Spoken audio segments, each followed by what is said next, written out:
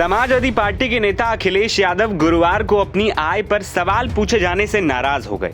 वो विज्ञान भवन में एक समाचार चैनल द्वारा आयोजित स्वदेश कॉन्क्लेव 2024 कार्यक्रम में बोल रहे थे। दर्शकों में से एक ने यूपी के पूर्व सीएम से उनके राजनीतिक जीवन पर चर्चा के दौरान उनके परिवार की आय में बदलाव के बारे में पूछा, तो अखिलेश ने इसका सख्त जवाब दे दिया। लोकसभा चुनाव में जबरदस्त प्रदर्शन के बाद अखिलेश का अंदाज बदला है। अब अखिलेश खुलकर सदन के बाहर और अंदर दोनों जगह सरकार पर आक्रामक रुख अपनाए हुए हैं। और तो और उनके शिकार अब तो सवाल पूछने वाले पत्रकार भी हो रहे हैं। इसी कड़ी में हाल ही में उन्होंने कुछ ऐसा ही हाजिर जवाब दिया कि सब दंग रह गए। उन्होंने जवाब तब दिया जब एक शख्स ने उनसे पूछ लिया कि आप कितना कमाते हैं। असल में अखिलेश यादव एक निजी टीवी चैनल के एक कार्यक्रम में गए हुए थे। इस दौरान अन्य पार्टियों के भी नेता मौजूद थे। उनके बगल बीजेपी सांसद मनोज तिवारी भी नजर आए। लेकिन इस बीच ऑडियंस से किसी एक ने कहा कि अखिलेश जी, एक सवाल है, अगर आप जवाब देना चाहें तो दे दीजिएगा, अगर ना देना चाहें तो ना दीजिएगा। फिर अखिलेश से पूछा गया कि आपकी इनकम क्या है। हुआ यह कि अखिलेश महंगाई जैसे कई मुद्दों पर सरकार को घेर रहे थे। तभी यह सवाल सामने आया कि जब आपने करियर शुरू किया था तो इनकम क्या थी और अब क्या है। लेकिन इस सवाल को सुनते ही अखिलेश कुछ भड़के नजर आए।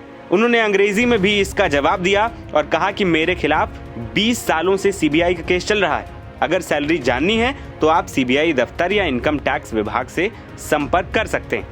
अखिलेश ने दोहराते हुए कहा कि अगर तुम्हें मेरी इनकम जाननी है तो सीबीआई और इनकम टैक्स की ऑफिस में जाओ, यहाँ पर बकवास मत करो।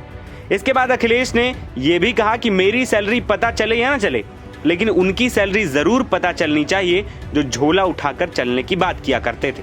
अखिलेश ने किसी का नाम तो नहीं लिया, लेकिन माना यही गया कि उन्होंने वहां पीएम मोदी पर निशाना साधा है। वहीं अखिलेश की संपत्ति की बात करें तो साल 2009 में कन्नौज संसदीय सीट से नामांकन के दौरान उनकी चल संपत्ति 3,83,24,500 रुपए दर्शाई गई थी।